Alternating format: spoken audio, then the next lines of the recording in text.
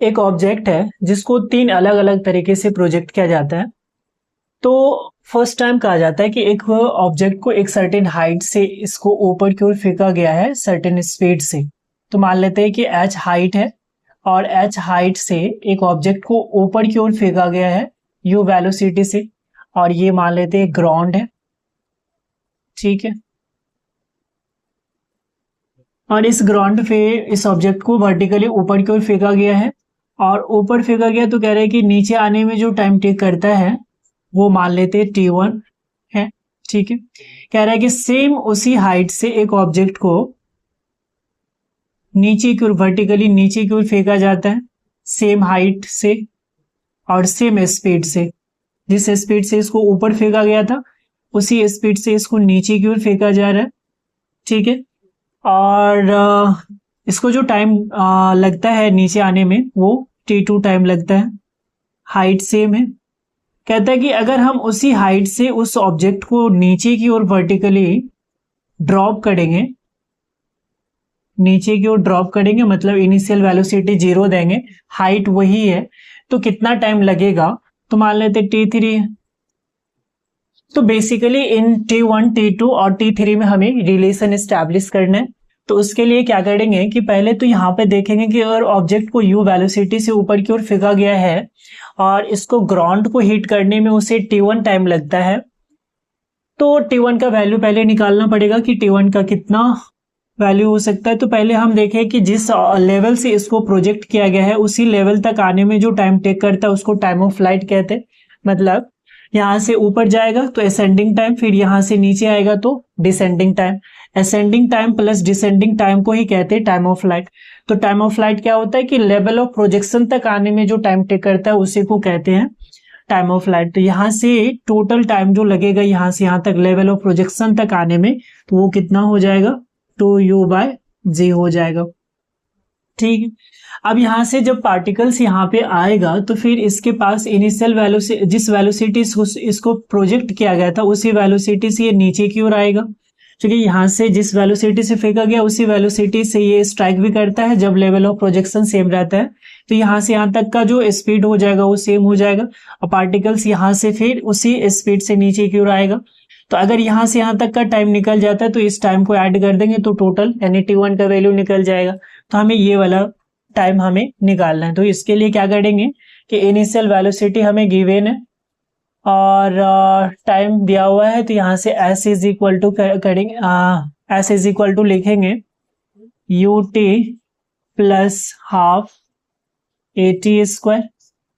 तो ut s की जगह तो डिस्प्लेसमेंट है यानी कि हाइट काम करेगा, s की जगह h is equal to u तो दिया हुआ है प्लस ut प्लस 1/2, और चूंकि पार्टिकल्स नीचे आ रहे हैं तो इसीलिए a की जगह g हो जाएगा और यहाँ पे t²।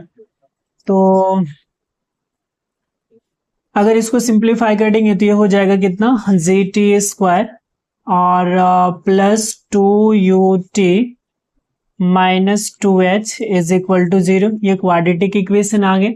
क्वाड्रेटिक इक्वेशन में हमें टाइम निकालना है, तो ये हो जाएगा t बराबर -b, तो -2u प्लस माइनस √b² यानी 2u का स्क्वायर -4, a की जगह g और c की जगह हो जाएगा -2h हो जाएगा। तो यहाँ से टाइम हमें निकल गया और बाई 2a, a की जगह g है, तो इसीलिए t बराबर जो हो जाएगा -2u, और जो कि माइनस टाइम पॉसिबल नहीं है इसीलिए प्लस वाला जो टर्म होगा केवल वही कंसीडर करेंगे। तो यहाँ से हो जाएगा 4u² और प्लस माइनस माइनस प्लस हो जाएगा 8gh/2g। अच्छा, इस सब में देख रहे हैं कि यहाँ से 4 कॉमन आ जाएगा, तो 4 कॉमन आएगा, रूट से बाहर निकलेगा तो 2 हो जाएगा। यहाँ पर भी 2 है तो 2 कॉमन लेकर के ये 2 कैंसिल कर देगा। तो t बराबर कितना हो जाएगा? -u plus √u² plus 2gh, जो कि 4 कॉमन ले लिए हैं, और डिवाइडेड बाय g हो जाएगा, 2 और 2 कैंसिल हो जाएगा। अब हमें T1 का वैल्यू निकालना है, तो T1 का वैल्यू यहाँ से यहाँ तक तो टाइम टू U बाई जी है और यहाँ से टाइम निकल चुका है इतना, तो इसीलिए T1 बराबर कितना हो जाएगा, तो T1 बराबर हो जाएगा 2U बाई जी और प्लस हो जाएगा minus U plus root of U square by plus 2GH by g हो जाएगा। तो यहाँ से T1 is equal to LCM आ जाएगा जी, तो 2U minus U plus root of U square plus 2GH by g हो जाएगा। यहाँ से 2U माइनस U, तो U हो जाएगा प्लस में, T1 is equal to U और plus root of U square plus 2GH हो जाएगा डिवाइडेड बाय जी। तो टाइम इज इक्वल टू, मतलब अगर किसी पार्टिकल को वर्टिकली ऊपर की ओर फेंकेंगे तो उसको नीचे आने में जो टाइम लगेगा वो कितना, U plus root of U square plus 2GH by g हो जाएगा। अब हमें T2 निकालना है, तो T2 जो हो जाएगा, जो यहां से यहां तक जितना टाइम लगा है उतने ही टाइम के बराबर ये भी हो जाएगा, क्योंकि वर्टिकली नीचे आ रहा है और यहाँ पे भी पार्टिकल्स का वेलोसिटी U वेलोसिटी से नीचे की ओर ही आ रहा था, तो यहाँ से जो टाइम निकला था वो कितना, minus U plus root of U square by U square plus 2GH by जी। तो T2 के जगह कितना हो जाएगा, minus U plus root of U square plus 2GH और बाय जी हो जाएगा। तो हमें T3 निकालना है, तो T3 के लिए क्या हो जाएगा, तो T3 बराबर जो हो जाएगा, इनिशियल वेलोसिटी 0 है, तो T3 बराबर हो जाएगा, हाइट तो वही है तो डिस्प्लेसमेंट h का काम करेगा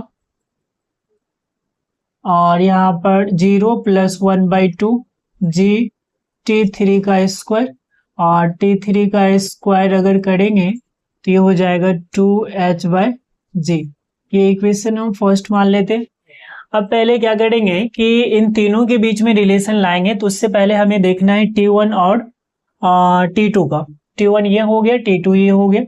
अगर हम इन दोनों को आपस में प्रोडक्ट कर लेते हैं तो देखते क्या आता है, तो T1 इंटू T2 अगर निकालते हैं तो यहाँ से T1 का वैल्यू है, इसको पहले लिख लेते हैं, इसको बाद में लिख लेते हैं, तो यहाँ पे हो जाएगा U square plus 2GH plus U divided by G into हो जाएगा root of U square plus 2GH minus U और बाय जी, तो जी इंटू जी स्क्वायर हो जाएगा।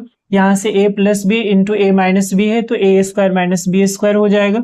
तो T1 इंटू T2 जो हो जाएगा, इसका स्क्वायर करेंगे तो U square plus 2GH minus U square हो जाएगा और बाय जी, तो ये कैंसिल, यहाँ से बचेगा कितना, 2GH बाय